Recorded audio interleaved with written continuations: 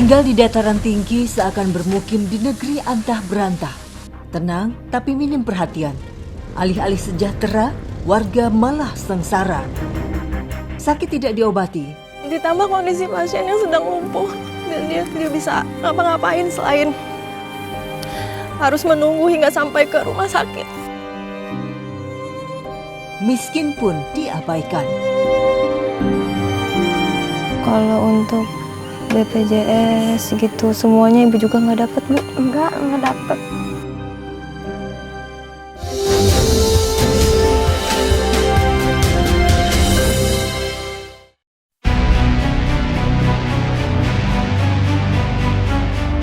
Tim Indonesiaku kali ini mengajak Anda menyambangi Desa Sukamanah, Kecamatan Cikadu, Kabupaten Cianjur, Jawa Barat.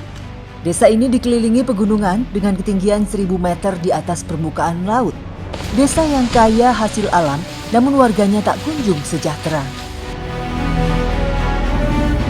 Sekarang saya berada di Desa Sukamulya, Cianjur Selatan, dan kami akan menuju ke Desa Sukamanah, Cianjur Selatan. Dan untuk menuju ke sana kami memerlukan waktu kurang lebih 2 jam lamanya. Ayo Pak, jalan Pak.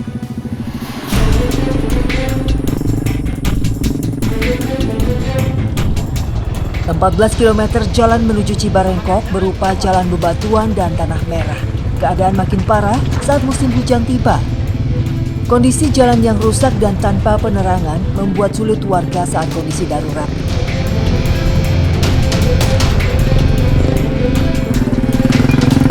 Setelah kurang lebih 10 km akhirnya kami sampai juga di Desa Sukamanah, dan di sini sudah terlihat ya bahwa hujan turun dan sangat menyulitkan perjalanan kami untuk sampai ke desa ini.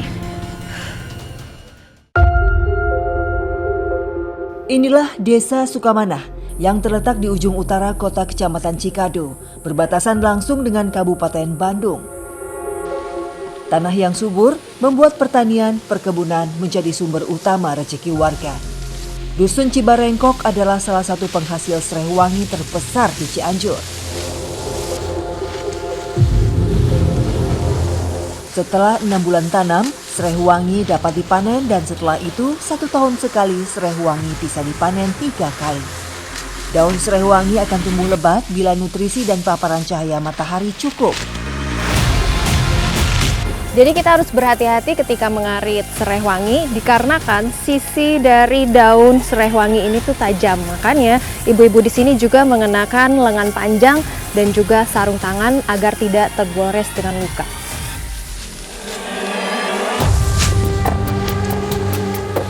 Saat musim penghujan, 1 hektar lahan ini bisa menghasilkan 3 ton serai wangi. Sayangnya, harga minyak serai wangi yang terus menurun membuat pemilik lahan enggan untuk merawat lahan mereka. Akibatnya, hasil panennya menurun hingga 1 ton saja. Beratnya tantangan kehidupan tak membuat Bu Iis patah semangat. Sebagai buruh serabutan, semua pekerjaan diambil buat menyokong ekonomi keluarga. Memang ini kalau setiap ibu ngeburuh tuh dibayarnya berapa? Kadang 30, kadang 35, sampai setengah hari. Ya saya juga terpaksa harus gimana gitu, karena saya punya anak lagi sakit. Saya harus berjuang buat anak saya, buat keperluan anak saya. Memang anak ibu sakit apa, Bu? Dia nggak bisa ngapa-ngapain, cuman bisa nangis, pengen makan cuma nangis doang. Paling saya dikasih makan cuman 1 kali pagi, paling dikasih makan lagi siang kalau saya udah pulang kuli buruh. Gini. Ini yang perlu diperhatikan khususnya bagi pemerintahan adalah mensejahterakan masyarakat bukan hanya dari jalan saja tetapi dari segi kesehatan, dikarenakan banyak warga kita yang masih belum mampu padahal sebenarnya aksesnya ada. Salah satunya dengan mempergunakan BPJS. Jadi pemerintah harus lebih mengkontrol lagi, memberikan pengawasan lagi khususnya dari segi kesehatan.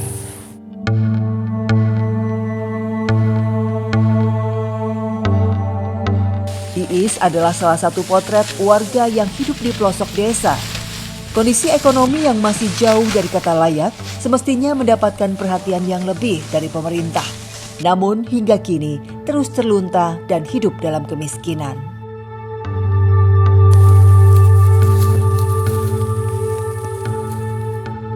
Kemudian serai wangi kami kumpulkan ke tempat ojek motor yang akan mengangkut ke tempat penyulingan minyak serai wangi.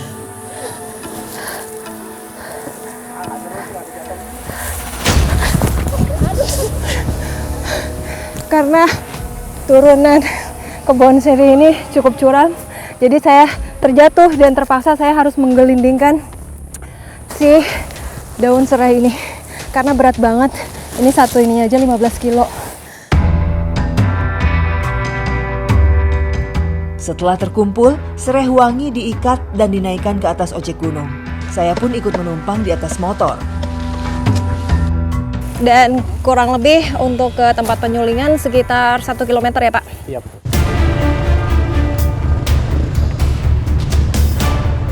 Sekali jalan mengangkut ratusan kilo serai wangi, pemilik ladang harus mengeluarkan biaya sebesar Rp50.000. Artinya, jika 3-4 kali pengangkutan, pemilik ladang serai harus mengeluarkan sekitar Rp200.000 per harinya.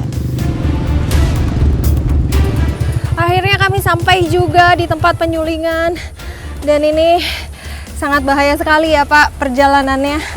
Dan kami akan mulai memproses buat menyuling dari hasil serai wangi ini.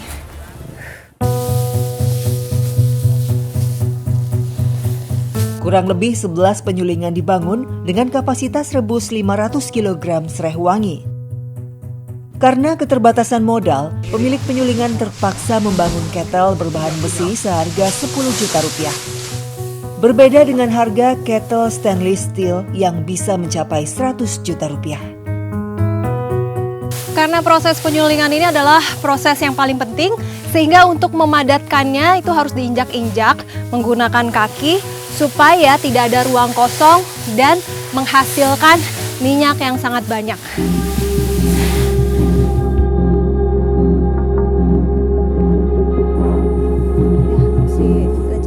Jika minyak serai hasil ketel besi hanya dihargai Rp150.000 per kilo, minyak serai yang dihasilkan ketel stainless steel harganya bisa mencapai Rp250.000 per kilonya. Jadi supaya minyak yang dihasilkan itu banyak, kami benar-benar harus menutup rapat dan jangan sampai ada daun yang keluar. Salah satu caranya, tekniknya dengan menggunakan kayu ini.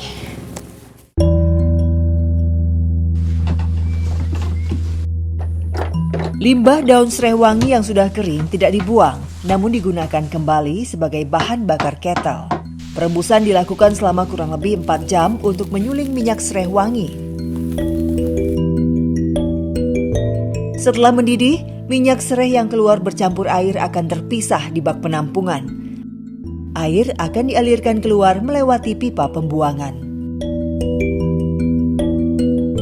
Sudah terlihat ya hasil dari penyulingan ini sudah ada 3/4 botol dan ini juga masih ada sisa-sisa minyaknya yang ada di jerigen ini. Dari 11 ketel yang dibangun, sayangnya hanya 2 ketel yang masih beroperasi. Mirisnya, ketel ini hanya beroperasi 2 hingga 3 kali sebulan. Salah satunya ketel milik Pak Odang. Ia terus berjuang agar ketelnya terus beroperasi, pun terkadang merugi akibat harga minyak serai yang tidak stabil di pasaran. Nah kalau kayak gitu Bapak, penghasilannya dari satu ketel itu berapa kalau di total-total Pak? Sekali nyuling? Sekali nyuling paling 600. Itu belum bayar buruh? Can buruh, can meser daun. Jadi bersihnya berapa Pak? Bersih nama paling 150. Nah kalau dilihat ya, penghasilan Bapak ini nggak seberapa karena dari satu kali penyulingan itu 500.000 Bapak hanya pegang bisa 50 sampai 100.000 aja, dan harga transportasi semakin naik, kemudian juga pembayaran sewa pabrik juga semakin naik, tetapi harga hasil dari minyak serai ini malah turun sehingga tidak bisa mencukupi kebutuhan harian dari Bapak sendiri.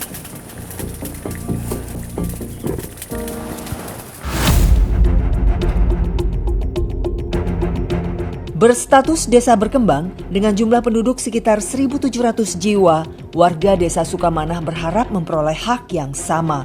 Apalagi selama ini mereka hidup serba terbatas, termasuk ketika jatuh sakit.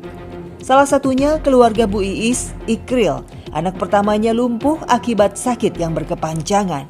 Nah, pas pertama kali Ibu ngelihat tanda-tandanya itu, kenapa nggak langsung dibawa aja Bu ke rumah sakit, Bu? Ya, begitulah. Kalau itu kan susah jauh, dibawanya harus dibawa ke rumah sakit. Nah, kendaraannya kan harus bayar juga mahal. Mungkin udah nasib saya kayak gini gitu. Saya juga pengen gitu, ada bantuan di pemerintah. Apa aja gitu bantuannya. Tapi nggak ada sama sekali. Kalau untuk BPJS gitu semuanya Ibu juga nggak dapat, Bu? Enggak dapet. Saya pingin bikin kartu keluarga juga, nggak ada yang ngerespon. Saya juga udah ngasih uang sama orangnya buat bikin kartu keluarga, tapi sampai sekarang belum jadi. Saya pengen banget gitu punya kartu keluarga BPJS supaya ya buat anak saya berobat itu kan gampang gitu. Sekarang kan kalau nggak punya kayak gitu, saya susah mau berobat juga. Kondisi ekonomi yang serba sulit membuat Iis terpaksa menunda pengobatan anaknya, Ikril yang sekarang berusia 11 tahun. Hingga saat ini Ikril terus menahan sakit dan hanya bisa tidur tanpa daya karena tidak bisa menggerakkan anggota tubuhnya. Dan sekarang Ikril mau kami tandu untuk nanti dibawa ke rumah sakit terdekat, yakni Rumah Sakit Soreang. Ya Pak. Fasilitas kesehatan di desa kurang memadai sehingga pasien dengan keluhan berat harus dibawa ke puskesmas yang berjarak sejauh sekitar 30 km di kota Kecamatan Cikadu. Akses jalan yang rumit membuat warga lebih memilih membawa pasien ke rumah sakit yang berada di Bandung. Sebenarnya nggak bisa dibayangkan dengan kondisi yang memperhatikan seperti ini, apalagi kami harus melewati jalanan yang sulit dan juga susah seperti ini. Ditambah kondisi pasien yang sedang lumpuh dan dia tidak bisa ngapa-ngapain selain harus menunggu hingga sampai ke rumah sakit. Jadi ini harus perlu dikontrol sama pemerintah setempat untuk memberikan fasilitas kesehatan yang terdekat supaya memudahkan warga untuk mendapatkan kesehatan yang layak. Warga hanya bisa berharap mendapatkan hak dan perlakuan yang sama dari pemerintah agar mereka mendapatkan fasilitas akses jalan darat dan fasilitas kesehatan yang memadai saat mereka jatuh sakit.